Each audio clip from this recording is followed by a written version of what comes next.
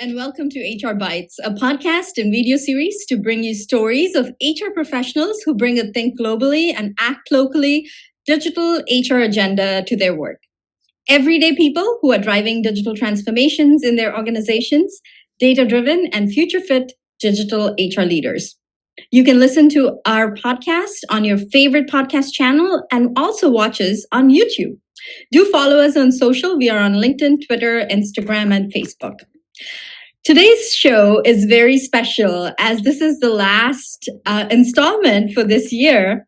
And who else would I bring on except my HR dinosaur, Marc Miller, who is my advisor, has been on my advisory board for the past couple of years here at HR Geckos.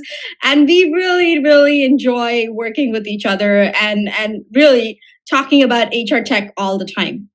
So welcome to today's show, Marc. So happy to finally have you on the HR Bytes podcast. Thank you, Jay. I am delighted to participate in this more formal way than our everyday conversations about issues related to HR Geckos and HR technology and other items with you living in Maryland and me here in White Plains, New York. So it's an honor to be your last guest of the year. I enjoy it. I will enjoy it. I know I always enjoy our conversations. And I'm looking eagerly forward to your questioning and giving me some pushing in terms of talking about where things might be headed. Absolutely. Marc, you and I know that HR tech has undergone like this whole revolution, right? For the past couple of years, it's just been evolving. Every time we talk, every time we look on a website, things have changed. Every time an HR tech analyst presents their findings, things have changed.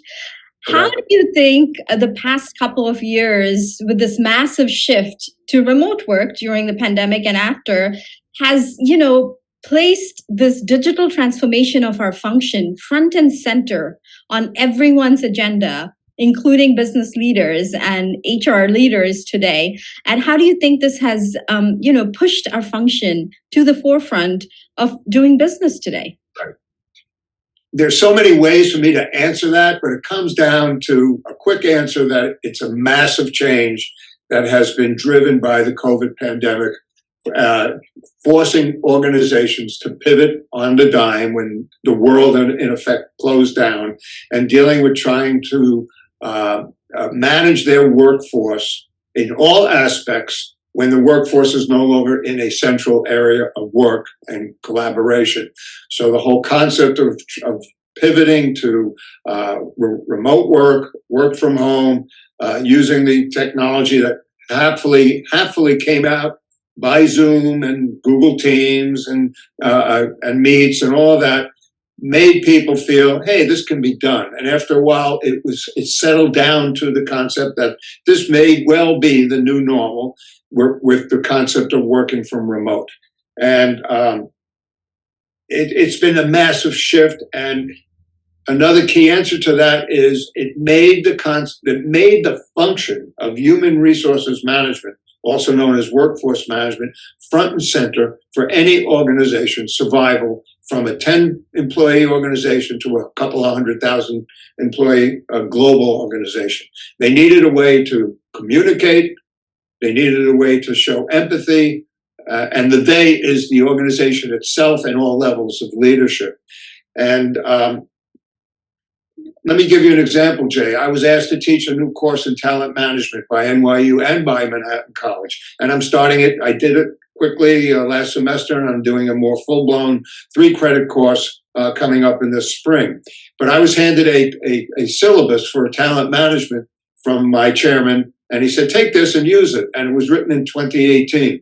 I said, I looked at it and I went through it, and it didn't take me long to go back and say, nope, you don't mention COVID. COVID didn't exist. This has no application to the real world today. And I rewrote the entire syllabus aimed at agility, work from home, the whole concept of multi-generations. I mean, this was all not included in a syllabus that was taught by these universities back from the teens to 2019, 2020. And that's the same with the HR function. the words people analytics hardly came up in the talent management syllabuses that I was handling.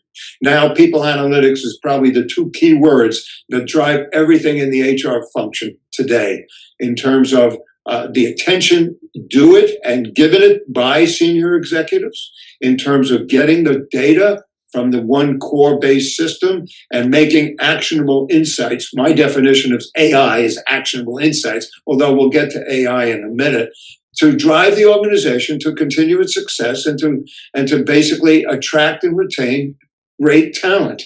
And that great talent comes from generations entering the workforce that are as young as 21 years old, and they were born, they're the Generation Z in the year 2000. They were first born, which is weird to me, being an old dinosaur, as you say. So it's totally shifted everything and totally, I think, strengthened the role of human resources management globally and wholly as an entity that is driving an organization. As you would note, and we see it in our feeds all the time, CEOs are more and more coming from the function of CHRO, and they get promoted up to the CHRO or the CEO of an organization. So it's a visible, critical function, and it leads to a lot of interesting discussions and action items related to things that you and I may not initially think of, but they come about and people question it.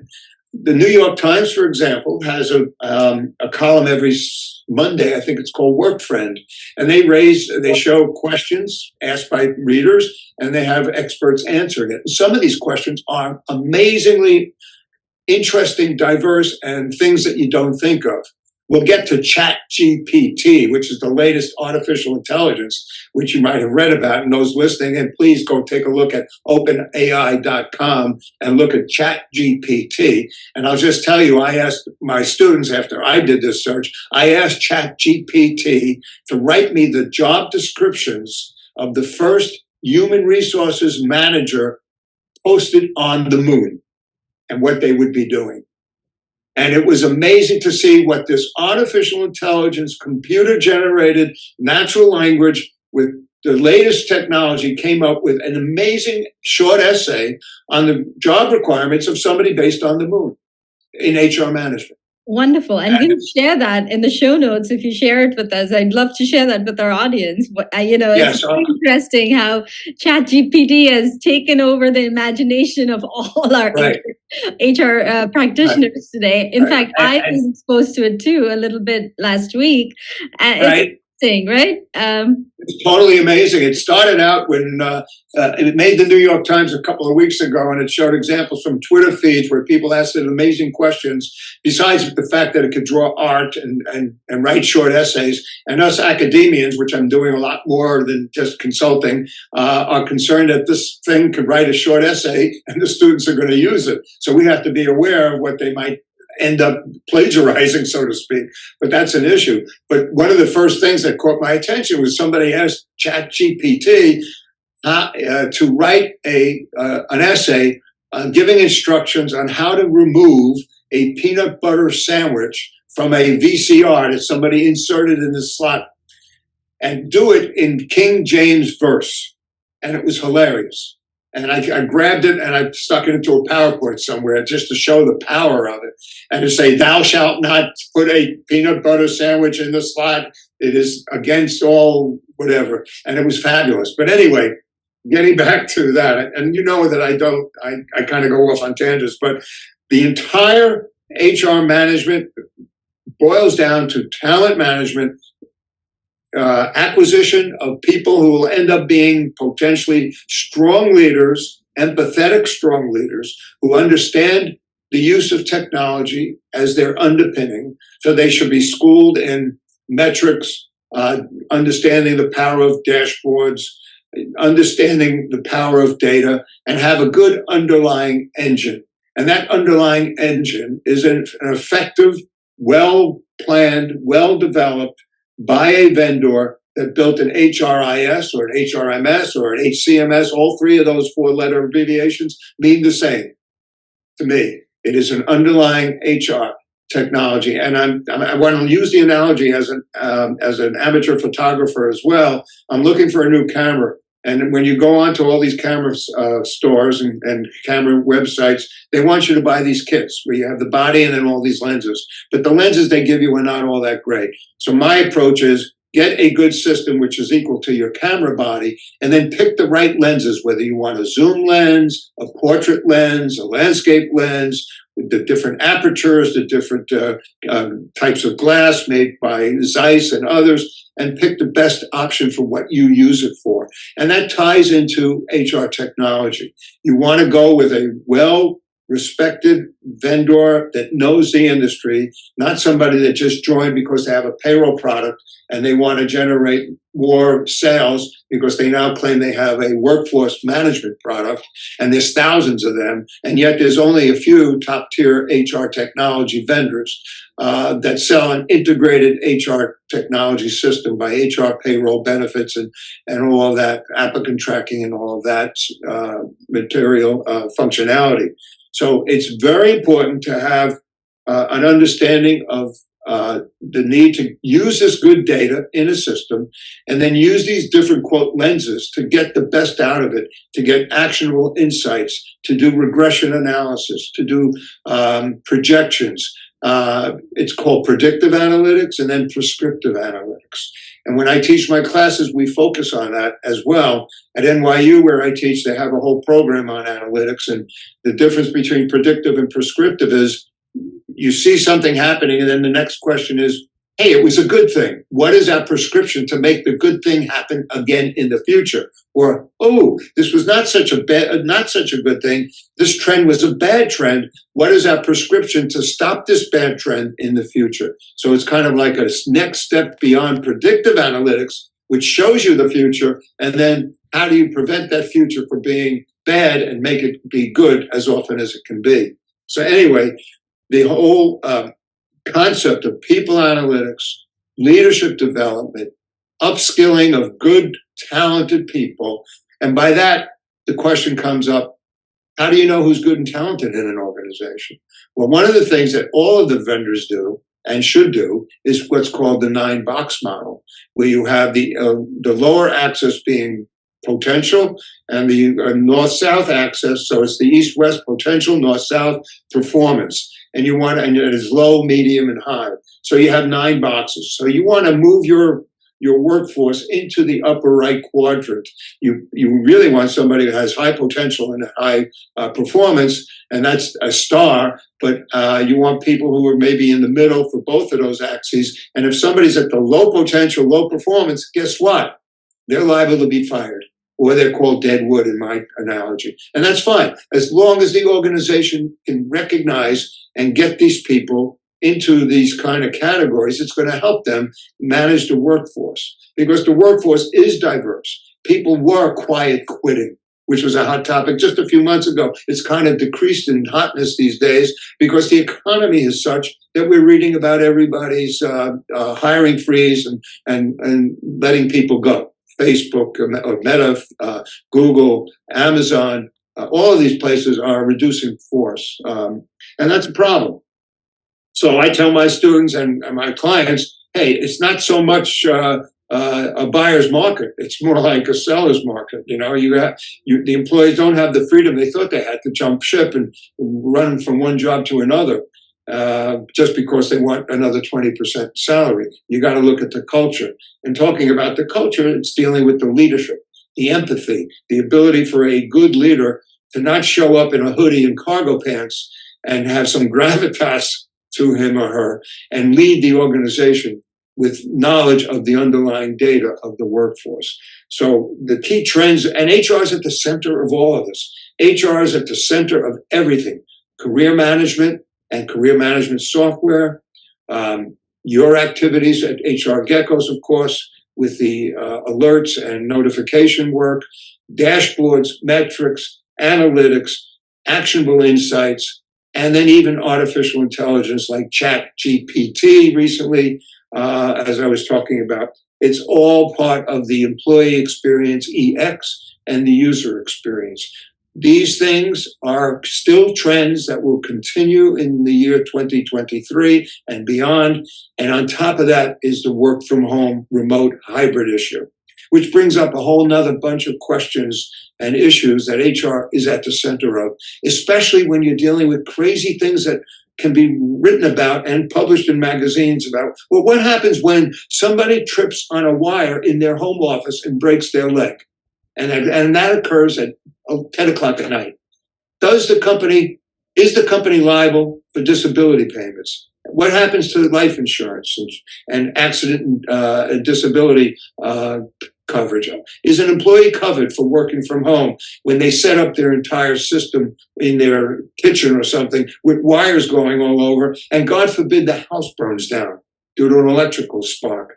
Is the company liable for that? That's an interesting question. People like us not normally think about these things, but HR has to think about these things.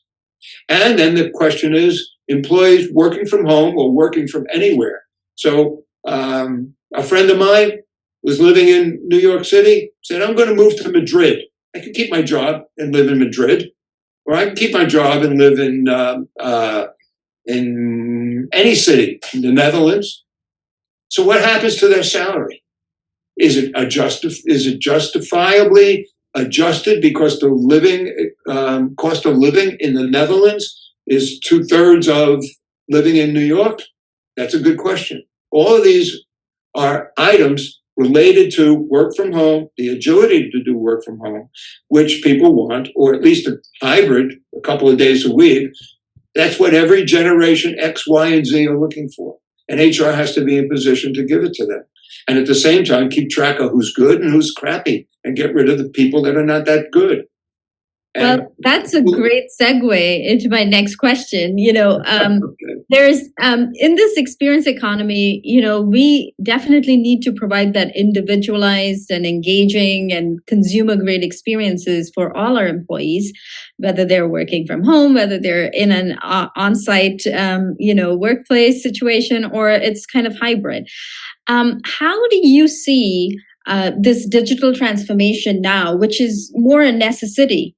More than ever before, working out in the workplaces of 2023 and beyond? And what's one piece of advice you have for HR practitioners who are looking to adopt or learn new technology for our function? Great question, and certainly it's one that people will continue to think about, and there's no simple answer, and it's not an short essay question that GPT can write an answer to if we were to both ask it. But first of all, I think it all starts with an understanding of analytics and the data, and making sure that in any function, whether it's HR or finance or any other type of corporate function, the data is sound and good. Once you have that, then it's the issue of how do you get it out in a meaningful way that will show trends and be obvious for any manager to see without spending a lot of time on Excel spreadsheets, to see that there's something that requires an action. And that action can be a simple, small action or a policy change, or it can be something that's a multi-month or multi-year initiative to change a company's performance appraisal, because they found out through data and metrics and analysis that top leaders or top employees in that 9-box model in the upper quadrant, who they consider good people, good employees, and potential leaders, are quitting after 2 years. It's like it goes no quitting, and then all of a sudden everybody's quitting after 2 to 3 years. The question is, why is that happening? And they have to have the wherewithal to understand that something is making our good employees spend a couple of years with us and then leave. Well, the answers typically can be they don't see a future after a couple of years. There's no career management. There's no employee experience beyond, okay, I was hired, everything looked good, but I'm not getting rewarded, I'm not getting appreciated, I'm not getting understood, I don't have a sense of well-being that I thought I would have, I'm not sure about the company's mission, vision, goals, alignment with my culture, and people that get up and quit. All of what I just said could lead to a lot of different actions on the part of an organization. And that could they could spend a lot of time and money doing that. And there's all kinds of sources for help. But the understanding of all that requires digitation. It requires an understanding of the data, the analytics, and of course, the trends of cohorts. And for that reason, there are certain websites, and I know this is a question you and I have talked with over the years. We've known each other. What are some of the sources of the information that I use in teaching and in my consulting? And one website I like to mention, besides yours, of course, is IHR, the Academy for Innovation in HR by Eric Van Vulpen and Nando Sternhaus over there in the Netherlands. Their material is fabulous. It's fun charting, a lot of infographics. That's one very good source of information for an executive to learn quickly about a particular function that they might be writing about. And there's some very good articles in their library. Another one dealing with career management is from a vendor known as Fuel 50. They have a very extensive library of white papers about career management and talent development. So those two I always look at. And of course, HRCI and HR Executive Magazine. And of course, some IHRIMS stuff and IHRIMS stuff, which I'm a founding member of back decades ago, are all websites that are there. What this all says to me is you can have somebody who's fabulous at everything I'm talking about without a master's degree. You know why? They don't need it. They can get certifications from some of these organizations. And if you're open to that, then that's a good thing.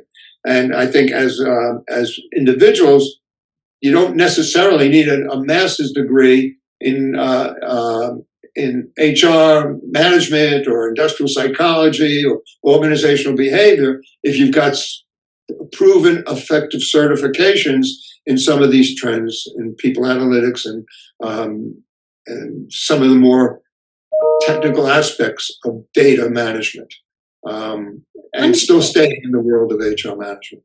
Wonderful. Thank you for all these insights and, the learning that you've gained over the past decades. And thank you for sharing them with our audience, Mark. I know you as my HR tech dinosaur, and I'm sharing you with the world. So I'd like my audience to get to know you a little bit more. And so we have our question connection round. Who is one person you gained in your network in the past year that you think everyone should know in the world of HR tech or HR? Two of them, I would say. Josh Bersin, who I admire for all of his talks and data reports. He was at Deloitte. I knew him a long time ago, and then he went to Deloitte. Now he's the Josh Bersin Academy. You can't go wrong with anything following him in terms of his writings and speeches around the world. The second is a gentleman, Dave Ulrich, Ulrich. He's one of the premier HR management industry consultants. He writes tons of books. He speaks as well around the country in general about HR management.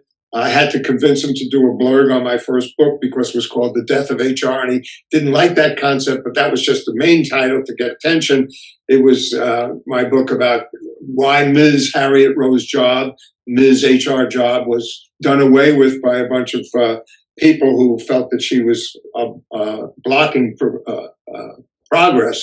And those were suspects in a police procedural detective story that I wrote about. But Dave Duffield said, "Oh, I don't believe in the death of HR." And I said, "Neither do I. Read the book." And he finally did, said, "Yeah, I'll give you a blurb."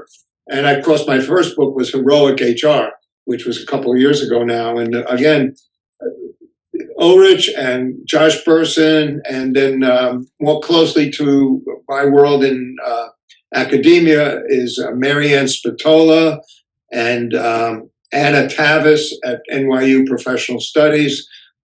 These are some of the people that you know as well that are pushing the world of HR technology, the talent management, user experience, employee experience, learning and development, etc.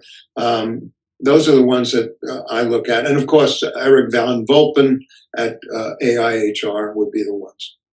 Mark, you were supposed to limit this to one person. So Sorry. All right. I know this is how it goes with you. So what's your favorite podcast? Only one.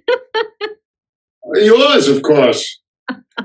Oh, well, thank you. But other than mine, is there another podcast that you like, which speaks to our function, that you would recommend?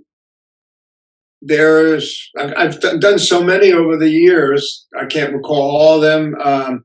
One of my friends is Susan Ney out in Vancouver, Canada. She does HR Inside Out, which I like. I was a guest a couple of months back. More general topics related to HR management. That's very interesting when she has some fun topics and fun speakers. So I like hers as well. And that's all I can think of really right now. Okay, great. We'll link all this in our show notes for the audience. Yeah. They can, get access to that. You did mention some of your e-learning and webinar series favorites already for HR Tech. Yeah. I'll link those in the show notes as well. Please do. Thank you. Do you have a favorite or current HR or business book that you would recommend? Of course, your book is a wonderful, wonderful book. I'm a big, mystery thriller fan, and so I loved reading about HR with that lens, and it's a wonderful book. So I'll link that in the show notes as well. But is there a book you'd recommend? There is a book. Well, I always read Thomas Friedman's books. He did The World is Flat and Sorry for Being Late, something like that. I don't have the exact title. He is a world-renowned columnist for the New York Times. And he talks about these big things that affect the world. And if you read into many of his things, it's workforce related. You can always find that in any stream of things that he's dealing with, technology, especially in artificial intelligence. So any book by Thomas Friedman, I grab. And any column that he writes in the New York Times, since I'm a subscriber, I focus on as well. There is an interesting book that I read called Weapons of Math Destruction. M-A-T, not M-A-T-H, not M-A-S-S. It's dealing with metrics and analytics and algorithms and bias, which is very good. I don't have the author in front of me, so you could Google it and find it out pretty quickly. There's a lot of good AI technology-oriented books dealing with machines going amok, and we got to be careful about that. Absolutely. And my last two questions, where would you like to travel in 2023, and how do you enjoy giving back to the HR community? I would like to just get on a plane. I haven't gotten on a plane, to tell you the truth. Since COVID started, I am planning a trip with my family to go to Ireland in June. So I'm doing some research and reading some books about the history of Ireland and the Troubles and visiting Dublin and things like that. And I just would like to travel a little bit more than I have traveled. I used to travel every week. And giving back, I love being in front. That's why I kind of transitioned more and more to adjunct teaching. I love teaching. I love giving my 30 years plus of experience in the real world to these students who have no clue of what the real world is like when they're still in classrooms. Although some of my students are masters and they have work life, but they still don't all get it. So I like to give back, and I like to do my speaking engagements and have fun making people think and smile at the same time. For conferences, the user conferences, the vendor conferences, and in general, HR management organizations. So I love doing that. And the more I can get, the better. If it means getting on a plane, that's fine. I'm excited to do that again. And putting on my trench coat and being the detective to figure out who killed HR Job. And speaking of that, I'm working on a new book. You don't even know that yet, but it's probably called Immortal HR, the resurrection of Ms. Harriet Rose Job and why she came up from the dead, so to speak, and is now a force to be reckoned with. And there are people that helped her, that supported her in her journey from near death to being a star. People like Connie Vid, otherwise known as COVID, and Arturo Intelligente, otherwise known as artificial intelligence, and other kind of characters that are making personalized to have them support her in many humanistic ways to raise Ms. Harriet Rose Job, who was dead a couple of years ago, into a force to be reckoned with. Wonderful. So that's working on that. News. Wonderful news. We'll see. I'm looking forward to reading this one. Thank you again so much for being here and sharing all your learnings and insights with us. We're looking forward to a wonderful and glorious 2023 for our people function across the globe. And we're looking forward to bringing more such HR tech stories to our audience globally. So thank you for being here.